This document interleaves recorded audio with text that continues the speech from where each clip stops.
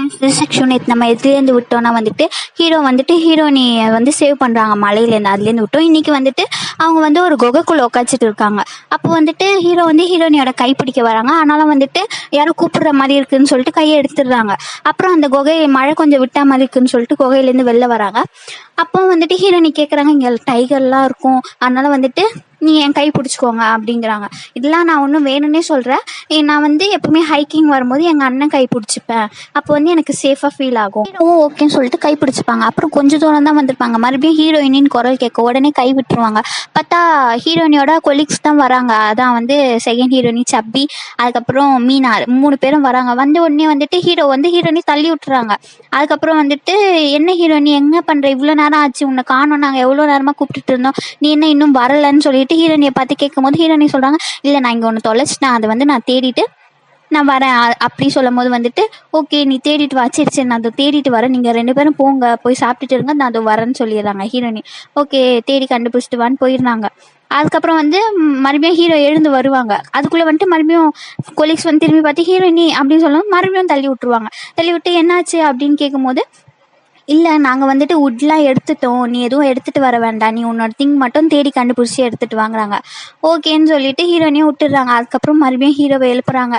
Hero வந்து இப்படியே ஒரு பர்சனை பிடிச்சி தள்ளி விடுவா அப்படின்னு கேட்க உடனே ஹீரோனி வந்துட்டு அதெல்லாம் உங்களுக்கு ஒன்றும் ஆகலைல்ல, சரி நான் என்ன பண்ணுறது, என் நிலமா அப்படியாச்சேன்னு சொல்லிட்டு சொல்லும் போது ஹீரோ வந்துட்டு ஹீரோனி அழகில் மாட்டு அழகாக இருக்கா அப்படிங்கிறாங்க.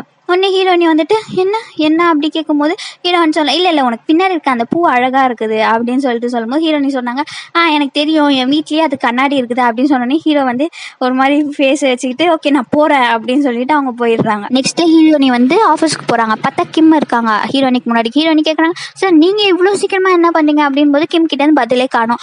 சரி இவர் தான் பேச மாட்டேங்கன்னு சொல்லிட்டு ஹீரோயினி என்ன சொல்லிடுறாங்க, சார் நான் லைப்ரரி க்ளீன் பண்ண போகிறேன் அப்படின்னு சொல்லிட்டு போகிறாங்க. அதுக்குள்ளே வந்துட்டு கிம் எழுந்து வந்து அந்த நோட்டு கொடுத்துட்டு, நீ அன்றைக்கி எழுதுனதுலாம் ஒழுங்காக எழுதலை, கிங் பேசினதெல்லாம், ஸோ நீ ஒழுங்காக ரீரைட் பண்ணி எடுத்துகிட்டு வா அப்படின்னு சொல்லிட்டு சொல்லிடுறாங்க. ஆனால் ஹீரோயினி கேட்குறாங்க, சார் நான் ஆல்ரெடி இது 2 வாட்டிக்கு மேலே ரீரைட் பண்ணிட்டேன், 10 வாட்டிக்கு மேலே படித்து பார்த்துட்டேன், ஆனால் நீங்கள் எதுக்கு இதை என்னை ரீரைட் பண்ண சொல்லிக்கினே இருக்கீங்க, எனக்கு ஒன்றுமே புரிய மாட்டேங்குது அப்படின்னு ஹீரோயினி கேட்கும்போது கிம் சொல்கிறாங்க, இல்லை நீ வந்துட்டு இது வந்து ஒழுங்காக எழுதணும், ஏன்னா வந்துட்டு இதை படிக்கும் போதே எனக்கு தெரியுது உனக்கு வந்து பிரின்ஸ் மேலே என்ன ஃபீலிங் இருக்குது அப்படின்னு சொன்னோடனே ஹீரோயினி வந்து நோட்டு வாங்கிட்டு போயிடுறாங்க.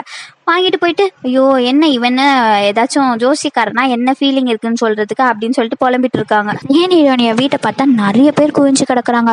எதுக்குன்னு பார்த்தா வந்துட்டு செகண்ட் ஹீரோயினியோட அப்பா தான் வந்துட்டு எல்லா கவர்மெண்ட் அஃபிஷியலையும் வந்துட்டு அப்பாயிண்ட் பண்ணுற மாதிரி, அதனால வந்துட்டு அவர்கிட்ட வந்து மனு கொடுக்குற மாதிரி எல்லாரும் வந்து நிற்கிறாங்க.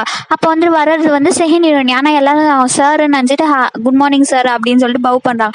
பார்த்தா செகண்ட் ஹீரோயினி ஹிஸ்டாரியன்லேருந்து கூட நிறைய பேர் வந்திருக்காங்களா. அப்போ வந்து அவங்க சொல்கிறாங்க செகண்ட் ஹீரோயினி கிட்ட போயிட்டு, நான் வந்துட்டு எப்படி வந்து ஒர்க் பண்ணுறேன், இல்லாட்டி வந்து நீங்கள் வந்து எப்படி வந்துட்டு வேலையில் எல்லாரும் உங்களை நடத்துகிறாங்க அப்படின்னு கேட்டால் என்னை பற்றி நல்ல விதமாக சொல்லுங்கள் அப்படிங்கிறாங்க. பார்த்தா செகண்ட் ஹீரோயினி வந்துட்டு என்னால் போயிடலான்னு சொல்ல முடியாதுன்னு சொல்லிட்டு போயிடுறாங்க. எல்லாரும் வந்துட்டு லஞ்சம் மாதிரி கொடுக்குறாங்க, நிறைய பேர் சரக்கு வாங்கி கொடுக்குறாங்க, நிறைய பேர் வந்து பணமாக தராமல் வேறு விதமாக தராங்க. ஸோ அந்த மாதிரி நடந்துக்கிட்டே வரும்போது மறுநாள் தான் வந்துட்டு ரிசல்ட் வர டே. அப்புறம் அப்பாயின்மெண்ட் ஆர்டர் வந்ததுக்கப்புறம் எல்லாரும் பேர் பார்க்குறாங்க. ஆனால் வந்து இந்த மாதிரி கொடுத்தவங்க பேர்லாம் அவ்வளோ வரல. முக்கியமாக ஹிஸ்டாரியன்லேருந்து யார் பேரும் வரல. அதனாலே ஹிஸ்டாரியன்ஸ்லாம் சோகமாக இருக்காங்க. அப்போ வந்துட்டு அப்பாயின்மெண்ட் பண்ணதெல்லாம் வந்துட்டு அவங்க எல்லாரும் வந்துட்டு நோட் பண்ணணும்ல ரிஜிஸ்டரில். ஸோ அந்த மாதிரி நோட் பண்ணும்போது ஹீரோயினி வந்து ஒன்று கண்டுபிடிக்கிறாங்க. பார்த்தா அப்பாயின்மெண்ட் ஆர்டரில் ஒரு மாதிரியான அட்ரஸ் இருக்குது, ஆனால் ரியலாக போய் இன்வெஸ்டிகேஷன் பண்ணுற இடத்துல ஒரு மாதிரியான அட்ரஸ் இருக்குது. அதை பார்த்தா எல்லாம் டிஸ்கஸ் பண்ணாங்க. ஹீரோயினி போயிட்டு அதுக்கு முன்னாடி சரி என்னன்னு விசாரிச்சுட்டு வரலான்னு எல்லாருக்கிட்டையும் போகும்போது, ஆமாம் அவங்களா அந்த ஆஃபீஸர் வந்து இங்கேருந்து தான் வரேன்னாங்க அப்படின்னு சொல்லிட்டு ஒருத்தர் சொல்கிறாங்க. இன்னொருத்தவங்க வந்து இவரா, அவர் வந்து குடிச்சிட்டு ஒரு வாட்டி இந்த அட்ரஸ் சொன்னாங்க அங்கேருந்து வரேன்னு சொல்லிட்டு அப்படின்னு சொல்லிட்டு கரெக்டாக தான் நோட் பண்ணிருக்காங்க. 2 விதமான அட்ரஸே கொடுத்துருக்காங்க, ஆனால் ஒரு பர்சனுக்கு. அதனால வந்துட்டு ஹீரோயினி போயிட்டு ஹையர் அஃபிஷியல் கிட்டேயே போய் பேசுகிறாங்க. இந்த மாதிரி சார், இந்த மாதிரி ஒரே ஆளுக்கு 2 அட்ரஸ் தான் சொல்லியிருக்காங்கன்னு போது ஹையர் அஃபிஷியலுக்கும் மறுபடியும் என்னடா அது குழப்பம்னு சொல்லிடுற மாதிரி தான் இருக்குது. அப்போ ஹையர் அஃபிஷியல் வந்து கேட்குறாங்க, இதை நோட் பண்ணவங்க கிட்ட நீங்கள் ஒழுங்காக விசாரிச்சிங்களா, யார் என்னன்னு கேட்டிங்களா? ஆமாம் சார், அவங்களே வந்து டேரெக்டாக சொன்னாங்க இங்கே உங்கள் பேர் இங்கேருந்து வராங்க அப்படின் போது மறுபடியும் எல்லாரும் ஒன்றா சேருங்க, மறுபடியும் எல்லாரும் சேர்ந்து ஒரு வாட்டி எல்லா அப்பாயின்மெண்ட் ஆர்டரையும் எடுத்து வெரிஃபை பண்ணுங்கங்கிறாங்க. உடனே எல்லாரும் வந்துட்டு வெரிஃபை பண்ணும்போது ஒரு 5-6 பேருக்கு மட்டும் இதே மாதிரி சேம் மிஸ்டேக்கு, சேம் பர்சன், ஆனால் வந்து அவங்களுக்கு 2 விதமான அட்ரஸுக்கு போட்டிருக்கு. ஸோ கவர்மெண்ட் அஃபிஷியலுக்கு அந்த மாதிரி அட்ரஸ் போடக்கூடாது. அப்போது கிம் சொல்கிறாங்க, இது வந்து கிங்ஷிப்பாக இருக்குமோ அப்படிங்கிறாங்க. அப்படின்னா என்னென்னா, ஒரு பர்சனை வந்து பேன் பண்ணிடுவாங்க, இவங்கெல்லாம் வந்து கவர்மெண்ட் அஃபிஷியலாக இருக்கக்கூடாது அப்படின்ட்டு. அது எதுக்காக பேன் பண்ணி வைக்கிறாங்கன்னா, ஆல்ரெடி வந்து நிறைய ஃபோர்ஜரி பண்ணிவிட்டு ரொம்ப பணத்தெல்லாம் சேகரித்து வச்சுட்டு என் மக்களுக்கு உதவியே பண்ணாமல் இருக்கவங்கள வந்துட்டு பேன் பண்ணி வச்சுட்டாங்க. அதுதான் வந்து அந்த கிங்ஷிப்புங்கிறது. இதை பற்றி பேசின்னு இருக்கும் போதே கிம்முக்கு தெரிஞ்சிருது ஹீரோனியோட அப்பா மேலே தான் மிஸ்டேக்குன்னு சொல்லிட்டு அந்த பேப்பரை அப்படியே வாங்கிட்டு போகிறாங்க. ஆனால் ஹையர் அஃபிஷியல் யாங் வந்து சொல்கிறாங்க, கிம் நீ என்ன பிரச்சனையை இப்போ எடுத்துகிட்டு போகிற அப்படின்னு சொல்லிட்டு கத்தினே இருக்கும்போது அதெல்லாம் காதில் வாங்கினா இவர் பாட்டு பேப்பர் வாங்கிட்டு போகிறாரு ஹீரோனியோட அப்பா கிட்டேயே போயிட்டு. அப்போ வந்து பேசுகிறாங்க, நீங்கள் கொடுத்த அப்பாயின்மெண்ட் லெட்டரில் வந்து நிறைய பேருது வந்து சேம் பர்சன் ஆனால் டிஃப்ரெண்ட் அட்ரஸாக இருக்குது. ஸோ நீங்கள் வந்து கிங்ஷிப்புங்கிற அந்த பேன் பண்ண பீப்புளையும் வந்துட்டு நீங்கள் இதில் இன்க்ளூட் பண்ணியிருக்கீங்க, அது தப்பு, நீங்கள் வந்து இதை வந்து சேஞ்ச் பண்ணி ஆகணும்னு சொல்லும்போது ஹீரோனியோட அப்பா சொல்கிறாங்க, உங்கள் அப்பாவும் நானும் ரொம்ப ஃப்ரெண்ட்ஸு அப்படின்னு சொல்லும்போது அது வந்து நீங்கள் ஃப்ரெண்டாக இருந்துக்கோங்க, இல்லாமல் இருந்துக்கோங்க, இது ஒர்க் விஷயமா நான் வந்து உங்ககிட்ட பேச வரேன், ஸோ அதுக்கு நீங்கள் வந்து கரெக்டாக நடந்துக்கோங்க அப்படின்னு சொல்லிட்டு கிம் போயிடுறாங்க. ஆனால் ஹீரோனியோட அப்பாவுக்கு ரொம்ப கடுப்பாகவே இருக்குது. அப்போ தான் வந்துட்டு நம்ம செகண்ட் ஹீரோயினியும் வந்துட்டு ஆஃபீஸ் முடிஞ்சு வீட்டுக்கு வராங்க. பார்த்தா அதே கூட்டம் அப்படியே வந்து நிற்கிது. ஆனால் வந்துட்டு என்ன சேஞ்ச் ஆகிருக்குன்னா, நீங்கள் எனக்கு அப்பாயின்மெண்ட் ஆர்டரே தரல, நான் உங்களுக்கு இது பண்ணியிருக்கேன் அது பண்ணியிருக்கேன்னு சொல்லிட்டு எல்லாரும் வீட்டாண்ட நின்று கத்திட்டு இருக்காங்க. அப்போ வந்து செகண்ட் ஹீரோயினி வரும்போது, லேடி இப்படி உங்கள் அப்பா பண்ணியிருக்காங்க, அதை நீங்கள் கேட்க மாட்டீங்களா அப்படின்போது, உங்களையவே என் அப்பாவை நம்ப சொன்னது, நீங்கள் போயிட்டு பெட்டிஷன் போடுங்க இந்த மாதிரி பண்ணியிருக்காங்கன்னு சொல்லிட்டு செகண்ட் ஹீரோயினியை வந்து ஐடியா எடுத்து கொடுக்குறாங்க. இல்லை உங்களுக்காக நான் போடவா அப்படின்னு சொல்லும்போது கூட்டமே கலைஞ்சு போயிடுது. அப்போ செகண்ட் ஹீரோயினி வந்து வீட்டுக்கு வந்து, அப்பா நீங்கள் பண்ணுறதுலாம் ஒரே தப்பாக இருக்குது அப்படின்னு சொல்லும்போது, உனக்கு யார் அந்த கிம் தானே சொன்னா இதெல்லாம் அப்படின்னு சொல்லும்போது, இல்லை எனக்கே தெரியும் உங்களை பற்றி அப்படின்னு சொல்லிட்டு ஹீரோயினி போயிடுறாங்க. பார்த்தா அவங்க அப்பாவுக்கு இன்னும் கோபமாயிடுச்சு, தான் பொண்ணே வந்து என்னை இப்படி தப்பாக பேசிட்டாலேன்னு சொல்லிட்டு உடனே வந்துட்டு சர்வெண்ட்டை கூப்பிட்டு நீங்கள் வந்து அவங்ககிட்ட போயிட்டு இதை சொல்லுங்கள், பெட்டிஷன் போட சொல்லுங்கள் அந்த கிம் மேலேங்கிறாங்க.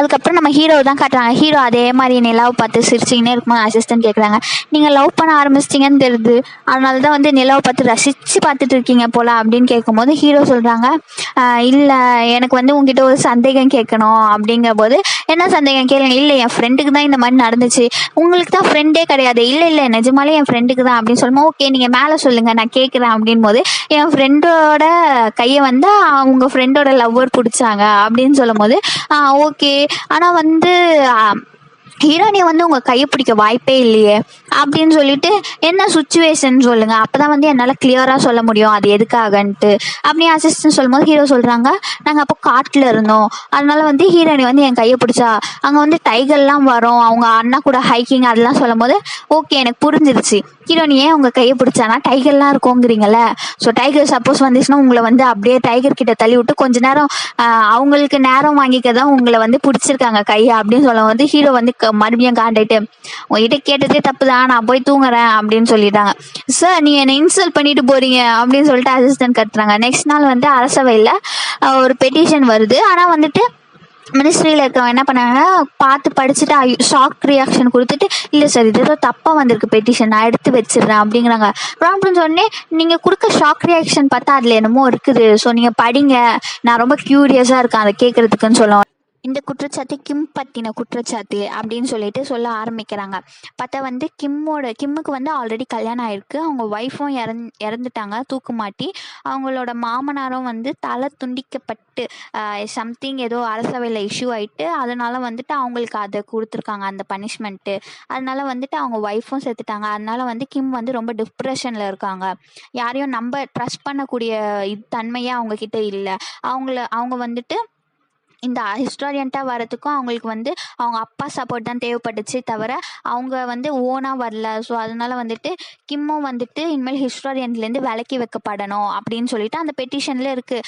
எல்லாருக்கும் ஷாக்கு, மறுபடியும் என்னடா ஆல்ரெடி இந்த விஷயம்லாம் நடந்து முடிஞ்சிருச்சு, மறுபடியும் இந்த விஷயத்த தோன்றாங்களேன்னு சொல்லிட்டு எல்லாருக்கும் ஷாக்கு. அப்போ வந்து கிராம்னு சொல்கிறாங்க, கிம் நீங்கள் இதுக்கு மேலே இங்கே இருக்க வேணாம், நீங்கள் எழுந்து போங்க அப்படிங்கிறாங்க. ஆனால் கிம் வந்துட்டு ஹிஸ்டாரியன்ட்டில், ஸோ அவரோட வேலையில் அவர் கரெக்டாக தான் இருக்கா. அவருக்கு மனசே உடஞ்சா கூட அவர் எல்லாரும் சொல்கிறதும் வந்து அப்படியே எழுதுறாங்க. இருந்தாலும் வந்து பாவம் அந்த மனுஷன் ரொம்ப கஷ்டப்பட்டு போனாங்க. அதுக்கப்புறம் வந்துட்டு எழுந்து போயிடுறாங்க.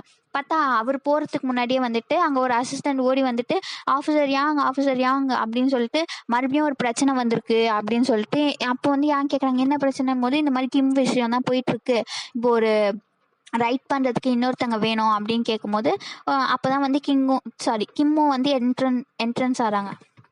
கிம்மோட நோட் எடுத்துகிட்டு சங்கங்கிற ஆஃபீஸர்கிட்ட கொடுத்துட்டு, நீங்கள் இனிமேல் கிம்மோட ஒர்க் போய் பாருங்கள் அரசவையில்னு சொல்லிட்டு அமுச்சு விட்டுறாங்க. அப்போ வந்து ஆஃபீஸர் சொல்கிறாங்க, யாங் ஹையர் ஆஃபீஸர் சொல்கிறாங்க, வா கிம் நம்ம வெளில போய் பேசலாம்னு சொல்லிட்டு கூட்டிகிட்டு போயிடுறாங்க. இன்றைக்கி எபிசோடு இதோட முடியுது. ஸோ நாளைக்கு மறக்காமல் வந்துடுங்க நான் அடுத்த எபிசோடுக்கு. ஸோ சப்ஸ்கிரைப் பண்ணாதவங்க பண்ணிவிட்டு பாருங்கள். அப்போ தான் வந்து நிறைய வீடியோஸு என்னால் ஹாப்பியாக போட முடியும். அதே மாதிரி வந்து லைக் பண்ணாதவங்களும் லைக் பண்ணிடுங்க. அப்போ தான் வந்து என் வீடியோ வந்து இன்னும் நிறைய பேருக்கு ரெக்கமெண்ட் ஆகும். ஸோ இவ்வளோ நல்ல ட்ராமாவே எல்லாேருக்கும் ரெக்கமெண்ட் பண்ணோம்ல, ஸோ அதுக்காகவாச்சும் லைக் போட்டு விட்ருங்க. Tada, bye bye, see you tomorrow.